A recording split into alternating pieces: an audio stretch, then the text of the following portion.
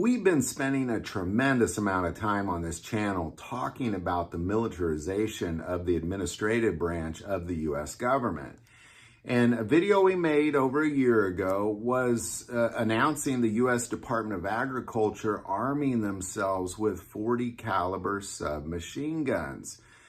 And of course, this obviously raises some question marks because aren't you in the business of inspecting meat plants and milk farms, that kind of thing?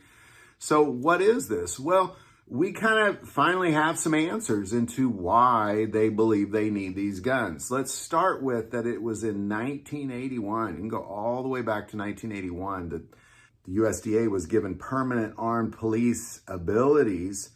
And it was in 2002 under the Homeland Security Act that 25 other federal agencies were given those same luxuries.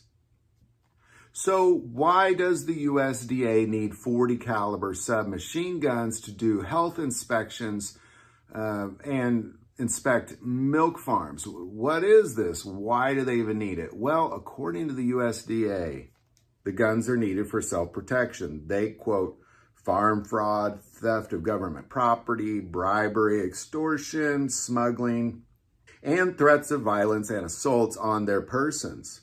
Now, according to the Farm Food Freedom Coalition, over the last couple years, there's been several armed raids on farms and food production facilities where literally these agents are pointing their guns at employees who are just simply packaging foods. And they also quote an example of an Amish milk farm that was raided where there were no weapons anywhere within miles of that facility, but yet they came in guns pointed. Now, also according to the U.S. Department of Agriculture, again, this is for self-defense of their employees, and I do understand that, but if you look at their data when they're kind of justifying why they need these guns, they give examples on their website. And we'll put the link to that below on what they needed these for. And all of these examples, you look at and you think, yeah, you would need guns for that. But they all involved other law enforcement agencies, the ATF, the FBI, local sheriffs, local police departments. They didn't need the USDA to be armed. The USDA was part of those investigations, but they were always accompanied by other police agencies. And how many of these instances were there since 2007? 6. There's been 6 instances where they really needed guns since 2007. That's really an average that is way too low to justify the hundreds and hundreds of guns, if not thousands of guns that the USDA now has in their possessions. 40 caliber submachine guns for Amish milk farms? I mean, come on.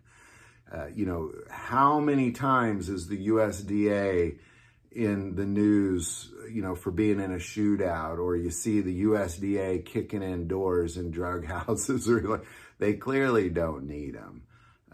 I value self-protection, and I'm not about to tell somebody that they have to then go do their job without being able to defend themselves. That's not what I'm about. I just kind of question how aggressive the militarization of these federal agencies have become really just in the last 4 or 5 years. So there you go. Why does the USDA need 40 caliber submachine guns? Well, milk farms are dangerous, apparently.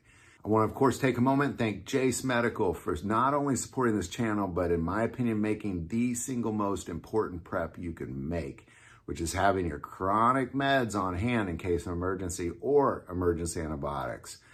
That link is below. Any thoughts or insight, definitely put that below. If you like this video, click like and subscribe. Feel called to support this channel with Patreon. That link is also below. But the most important part of this channel is we take prayer requests. So please don't ever hesitate to send that stuff in. Thank you for watching this episode of God, Family, and Guns. And as always, love God, love your family, and love guns.